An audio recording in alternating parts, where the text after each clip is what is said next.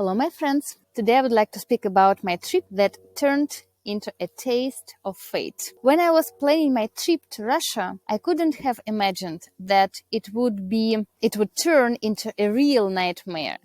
It was supposed to be an exciting adventure, and I was not going alone, but with my friend Sherry and with my son. Of course, the emotions we experienced were indescribable. St. Petersburg, a city of contrasts, where every corner holds a story. Majestic palaces, wide avenues, canals and bridges. Everything breathes history, lives in the rhythm of present. A cruise along the Neva River felt like a journey through time. The water carried us slowly past royal palaces, old bridges, and quiet embankments. On one side, the golden domes and columns reflected in the river. On the other, a modern city pulsing with its own heartbeat.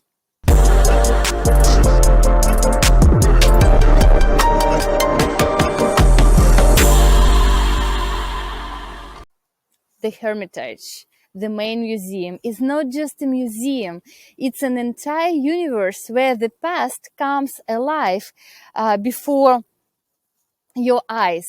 Its grand halls, marble columns, mirrors, and gilded details make you feel as if you're walking through centuries.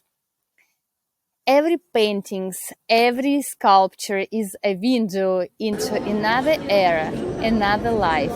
As you move from room to room, you can feel the breath of artists, craftsmen, and great minds. The Hermitage teaches you to value beauty, the power of art, and the inspiration it awakens. It's a place where you can lose yourself for hours and find something new within yourself. Petergov, where human greatest meets the harmony of nature. Fountains, cascades, mirrors, ponds, and lush gardens create the feeling of a living like a fairy tale. Each step through the palace park reveals a symphony of water, light, and architecture. When you stand before the grand cascade, watching the water jets sparkle in the sunlight, you realize that every moment here is a masterpiece. Believe me, it is a true masterpiece. Petergov teaches you to see beauty in details, to feel harmony, and to admire the scale of human dreams. Moscow, a city of contrasts and energy, modern skyscrapers stand beside historical buildings. Busy avenues intertwine with quiet alleys where the past still whispers. The Red Square, the Kremlin, the cathedrals, they give a sense of strength and history, while the evening lights turn the city into a living painting full of movement and glow. And of course, there was a deeply personal part of the trip, introducing my friend to my parents, experiencing a traditional Russian banya, dancing strangely, but dancing to John Fogerty and enjoying traditional Russian food. I wanted to give Sherry a true cultural experience, and I think I succeeded. We still remember how my son, Sherry, and I observed all those new impressions together. But for me personally, the trip went wrong from the very first day. A minor accident in car left me with a severe neck injury. At first I thought it was nothing, but the pain became unbearable and haunted me for 6 next months, especially at night. I had to wear a brace take painkillers, and fight through it. When my friend Sherry left, then came the real nightmare. My son and I became hostages of the system. We were not allowed to leave the country. That's when my life turned into something I couldn't have imagined. Pure chaos and nightmare. I had to pay enormous sums of money just to be able to leave Russia. The amounts were astronomical, and there was no one I could borrow from. So I gathered all my willpower once again and started solving problems one by one. I dove into my work, my business, and started to create a path how to earn $20,000 and return to the United States. I found myself under double sanctions. For my work, I needed an access to US websites, but everything was blocked and you could not access anything while using Russian internet. So I started to use internet of the United States carrier and ended up paying a bill over $3,000 and a warning from my cell provider. If you ever use mobile internet in Russia again, you would be placed under a lifetime ban. That's how I found out about double sanctions. I tried to transfer some money from my US account to Russia, but ended up with no luck. So I continued to work at intense pace. The pressure was unbearable from my son's father and from my own relatives, since my son was missing school. It wasn't about a few weeks, it was months. I fell asleep hearing my husband's question, when will you come back? And I was waking up to my mom's question, when will you leave? Since that, I'm shaking every time when I hear a question, when? My nerves were breaking. I was exhausted from the constant stress, but I kept going, kept working, creatively managing my business, solving tasks after task. My son understood everything. When he saw me crying, when he saw my tears, he would hug me and say, Mom, you can do this. You're a special mom in my life. I adore you. We'll make it. But one morning, I couldn't take it anymore. I broke down. It happened on September 25, 2024. I had a full emotional collapse, and I understood that I had to eliminate stress. I rented a separate apartment with my son, cut off contact with everyone for a while, and tried to regain this balance. At one point, I was paying rent for our house in the United States, paying rent for the apartment in Russia, and kept going, pushing forward, refusing to give up. And as soon as I removed the extra stress from my life, things began to change quickly. In a calm, focused state, I solved everything. In just 2 months, I managed to earn $20,000 despite harsh sanctions and emotional pressure. What helped me? A strict daily schedule, unbreakable self-discipline, my son's belief in me, and I guess spiritual support of people who truly cared about me. Without uplifting emails, messages, pictures, I think I wouldn't be able to manage the stress. I woke up every day at 3 a.m. and worked until 10 a.m., handling all business related questions before my son woke up. Then we would go out together, walking, riding scooters, visiting my grandma almost every day. And Now I see everything in life happens for a reason. I have lived in the United States since 2011, and never I spent so much time with my grandmother. He is a great grandmother. We shared tea, her delicious food, old photos, and endless stories about her life, about my father. 6 months later, she passed away, and I couldn't fly for the funeral, but I had already said my heartfelt goodbye to her. Everything happens as it should be. Every day, my son and I also spent time outdoors doing sport. It gave me strength and clarity in my head. And every evening, I took 2 hours just for myself.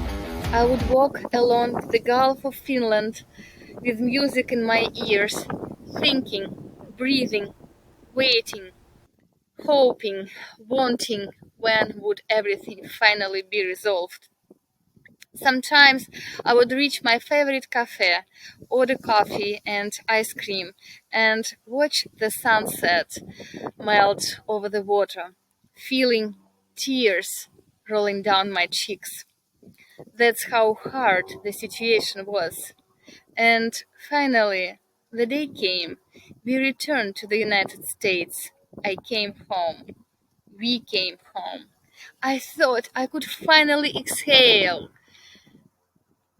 But the very next day, I got a message saying I had to go back to Russia again. I won't go into the reasons, but you can imagine the state I was in. Emotionally drained, my neck still was in pain, and my heart torn apart. At this point, something inside me died, broke. I was so tired. I didn't want anything. I was sleeping during the day and I was awake all night trying to figure out what to do and how to solve a new task. Nobody helped me financially, but I received that unimaginable spiritual support from very close people, and I can say that without them, I wouldn't be alive now. Thank you. The condition I was in, я не пожелаю и врагу. But now I understand that it was my path. Very difficult, very challenging. One, to recreate myself and to recreate a whole new system of income and new, balanced, deep life. The world is changing and we cannot stay unchanged. That's why everything that has been happening with me, it's a God plan for the life I could have never imagined before. And around the same time, more personal drama. An attempt to start over or maybe continue what once was. What was that? I don't know. But it was impossible. For one, the ego was stronger than love.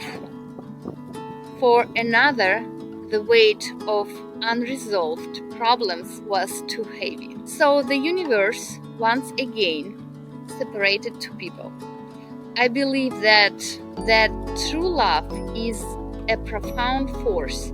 It can withstand trials, but when desire burns too brightly, the universe often intervenes, not out of cruelty, but to protect both souls from destroying each other before they are ready. Sometimes fate separates people not because they don't belong together, but because each needs to grow, to heal, to find wholeness within themselves first. And everyone makes their own choice to rise and soar or to settle for less. Some fear the hate and hide behind familiar walls, while others spread their wings, even when the wind is against them. Freedom is not about having everything. It's about not being afraid to lose. Sometimes a single decision to look up and take a step forward yourself can change your whole life. Relationships are the mirror of our soul. When we lose someone we deeply love, it's not the end. It's the beginning of inner transformation. Only through loss and solitude do we truly realize that love is not a possession. It's a force that lives within us and connects us to life itself. At first, I felt as if I had fallen back to the emotional darkness of December 2023, and maybe even deeper.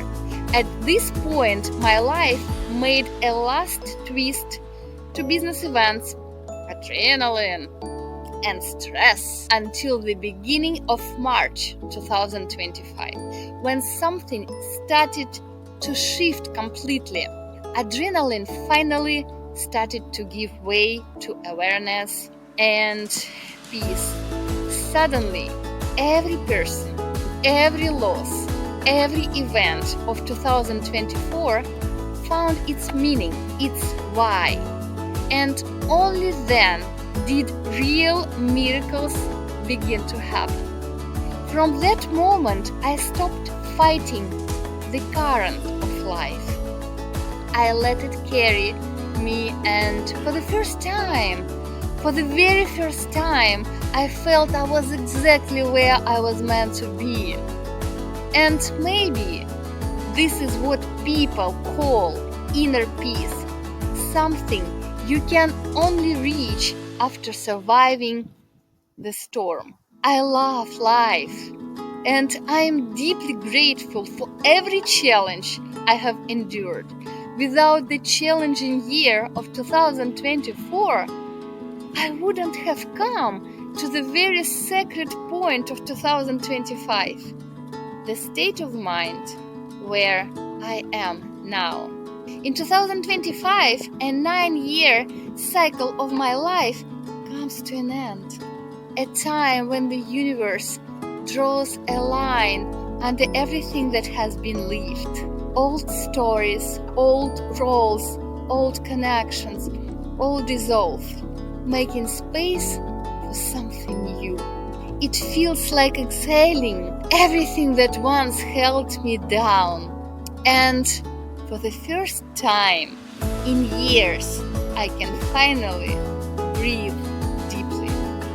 I see now that every person, every loss, every joy, every tear were a part of a grand design. Everything had meaning. Everything led to this moment, to self-awareness, strength, and truth. And now, a new chapter begins. There is no fear, no rush, no need to prove anything. Only inner stability, silence, and faith. Faith that everything happens on time, that miracles aren't coincidences. They are the natural state of the soul when you finally live in harmony with yourself. It feels great. I feel fantastic. And I wouldn't trade this feeling for anything. Thank you.